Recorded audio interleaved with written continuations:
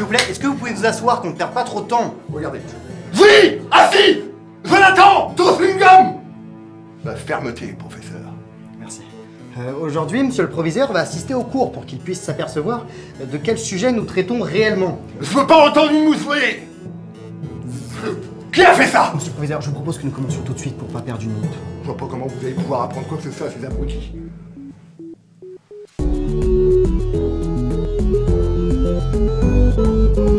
Alors aujourd'hui, nous allons continuer notre périple des jeux d'aventure. Mais avant cela, j'aimerais vous parler d'un événement qu'il vous faut connaître. Je vous ai expliqué que Pong est associé au premier succès commercial du jeu vidéo. De nombreux entrepreneurs vont alors voir en ce média un potentiel Eldorado, notamment pour les entreprises de jouets qui y voient un moyen de se diversifier. Les consoles vont alors se multiplier sur le marché, ainsi que les jeux de très nombreux titres vont être développés à la va-vite pour offrir toujours plus de choix que le concurrent, à tel point que l'offre dépasse largement la demande. Naturellement, le public se lasse de tous ces jeux plutôt mauvais. Les éditeurs se retrouvent avec des millions de cartouches invendues. C'est le crash du jeu vidéo de 1983. En parallèle du marché des consoles, l'ordinateur personnel commence à entrer dans les foyers au début des années 80, et justement avec lui, un bon nombre de jeux d'aventure. Souvenez-vous, nous avions commencé par étudier le jeu d'aventure textuel avec Colossal Cave Adventure, puis le jeu d'aventure graphique avec Mystery House, et enfin le jeu d'action-aventure où l'on contrôlait un personnage pour explorer des donjons et châteaux. On va donc voir comment a évolué ce genre par la suite, mais avant cela,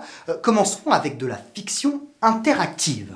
La borne du jeu Dragon Slayer propose une expérience particulière. On incarne un chevalier dans le but de délivrer sa princesse. Mais le jeu est entièrement un dessin animé. Notre interaction est assez minimaliste. Il suffit d'appuyer sur la bonne touche ou la direction adéquate en fonction de ce qui se passe à l'image. Et cela nous permet de suivre l'aventure. Mais la moindre erreur entraîne immédiatement la mort du héros. C'est une idée assez novatrice pour l'époque, mais cela s'avère très mal géré. Nous n'avons aucune indication de la touche ou de la direction qu'on nous demande, et le laps de temps que nous avons pour agir est souvent bien trop court. La difficulté en devient démesurée. Le joueur du grenier lui-même en témoigne. Regardez ça, je vous montre ce que ça donne. Je mets l'écran en rouge sur le laps de temps sur lequel il faut appuyer. J'ai calculé, ça fait 0,4 secondes. Je veux dire, si t'appuies avant la fenêtre de tir, tu meurs. Si t'appuies après, tu meurs. Si t'appuies au bon moment, mais tu trompes de bouton, tu meurs, évidemment. C'est insupportable, sans déconner, tu passes ton temps à crever sans savoir pourquoi. Vous pouvez pas nous la laisser en entier, la vidéo, monsieur? Attendez, quand c'est le joueur du grenier qui vous parle de jeux rétro, ça vous fait marrer, mais alors quand c'est moi... Il est marrant, lui, monsieur. Quoi, moi aussi, je suis plutôt rigolo. Continuons. Jean-Louis Le Breton, un jeune Français de 25 ans, écrit régulièrement de petites nouvelles de science-fiction. Il se procure d'occasion un Apple II muni du jeu Mystery House. Il considère cette aventure graphique comme une idée particulièrement novatrice, et pourquoi ne pas avoir, dans la langue de Molière, nos propres jeux d'aventure. C'est ainsi que naît le premier jeu d'aventure graphique français, le Vampire Fou. Nous voici transportés en Transylvanie dans le château du comte Dracula qu'il nous faudra abattre. Bon, en 1983, les graphismes ont un petit peu de retard sur leur temps, mais le titre bourré d'humour connaîtra un certain succès. Jean-Louis Le Breton créera par la suite sa société Froggy Software, qui nous abreuvera de nombreux titres, certains plutôt moyens, mais quelques-uns très réussis, ayant comme atout principal, il faut le dire, de nous offrir des jeux en français et plutôt bon marché. Il s'agissait bien souvent d'une ambiance assez décalée. D'ailleurs, les jeux réagissaient aux insultes, preuve de leur humour. Nous pourrions peut-être citer 3 titres phares de la société avec Même les pommes de terre ont des yeux, Le mur de Berlin va sauter, ou encore La Java du privé. Il s'agissait donc de jeux d'aventure graphiques en français. Restons dans la French Touch avec une simulation d'hommes préhistoriques, Sapiens. Ognor, le chef de notre tribu, nous réclame jour et nuit de lui rapporter de la nourriture. Il vous faudra alors vous balader dans les plaines pour chasser le gibier. Des armes vous seront nécessaires, ce qui vous amènera à en fabriquer par vous-même. Par moments, vous rencontrerez des sauvages d'autres tribus. À vous de mener le dialogue comme bon vous semble et si nécessaire d'en venir aux mains. Ici, on facilite les interactions en multipliant les fenêtres. Une pour le décor, une pour l'action que nous comptons mener et une dernière pour les dialogues. On se croirait certes sous une interface de Windows, mais on facilite énormément énormément l'interactivité. Déjà Vu va proposer une interface à peu près similaire, mais l'apport de la souris est un véritable avantage. Plus besoin de trouver la bonne formulation en tapant des bouts de phrases sur son clavier. L'idée est beaucoup plus intuitive, pointer et cliquer. Mais se pose alors un problème, comment dicter au jeu précisément nos instructions? Eh bien une fenêtre nous offre un panel d'actions, il suffit alors de cliquer sur celle désirée avec l'élément du décor adéquat. Rien de plus simple, les objets que l'on ramasse se placent dans une autre fenêtre représentant notre inventaire et il s'agit du même procédé pour utiliser ces derniers. Mais ne nous bornons pas à l'aspect technique. Déjà Vu est doté d'un scénario complexe approchant du roman noir. On incarne Théodore à Chicago pendant l'hiver 1941, un personnage amnésique que l'on cherche à accuser d'un meurtre. Ce sera à vous d'enquêter afin de reconstituer le puzzle. Vous remarquerez qu'on ne s'affranchit pas totalement du jeu textuel. Une fenêtre nous décrit ce qui se passe à l'image et retranscrit les dialogues tel un narrateur. Pour cela, il faudra attendre 2 années plus tard l'arrivée d'un certain Maniac Mansion. Vous le constatez immédiatement, nous oublions ici la multitude de fenêtres. Après tout, nous ne sommes pas dans un système d'exploitation, mais dans un jeu. L'aspect technique doit s'effacer au profit de l'immersion du joueur. Oublions donc le texte descriptif, tout se passe à l'image. On reprend tout de même la palette d'actions bien plus élargie. Les dialogues sous-titrés se déroulent en direct, plus de narrateur.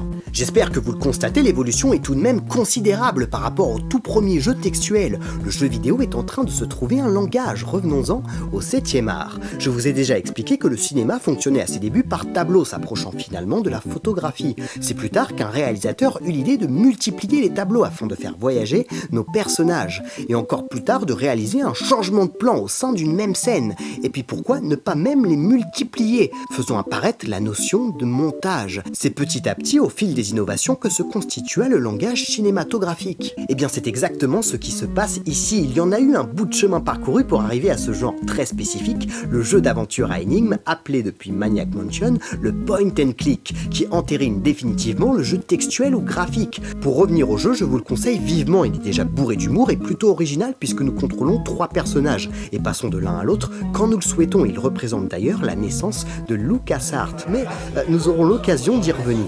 Bon sang, on peut avoir un peu de calme. C'est dingue, en 30 ans de carrière, j'ai jamais vu une classe aussi dissipée. Et vous, professeur? Bah c'est ma première classe. Non, jamais. Non. Eh ben voilà, vous en foutrez, moi, des élèves pareils.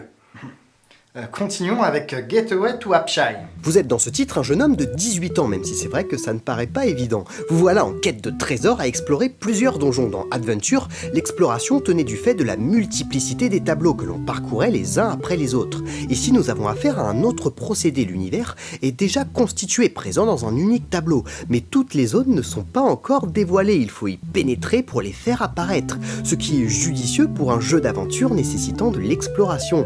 D'ailleurs, on retrouvera ce procédé dans un bon nombre de titres futurs.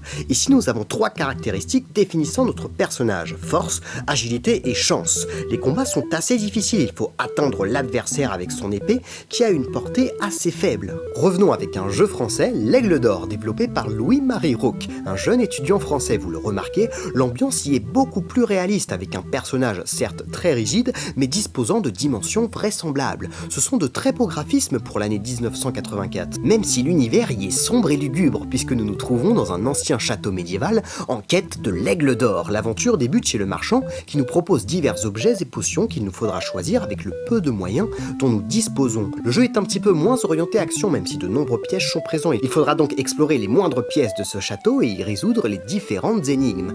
Voici Knight Lore. Regardez un petit peu le jeu, ça devrait vous rappeler quelque chose. Ça vous dit rien du tout?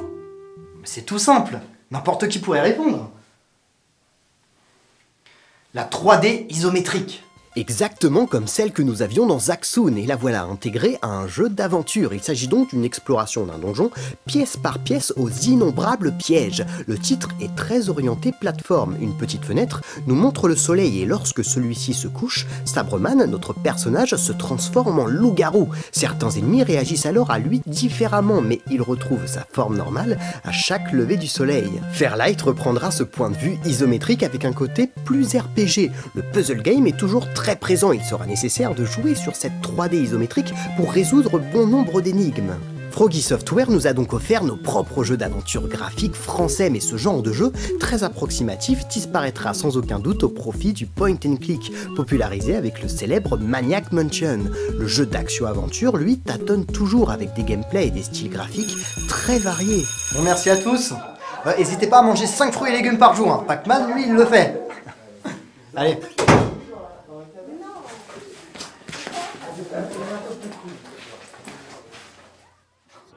Et vous n'avez absolument rien remarqué? Bah, si, c'était vraiment très instructif. Mais je vous avoue, moi, l'histoire, professeur, je suis bien content d'avoir quitté l'école rien que pour ça. Justement, j'ai absolument pas parlé d'histoire-géographie. Vous avez donné plein de dates. Écoutez, j'essaie de vous le dire depuis que je suis arrivé ici. Il y a un énorme malentendu. Je suis professeur d'histoire du jeu vidéo. Pour l'histoire-géographie, j'ai aucune compétence.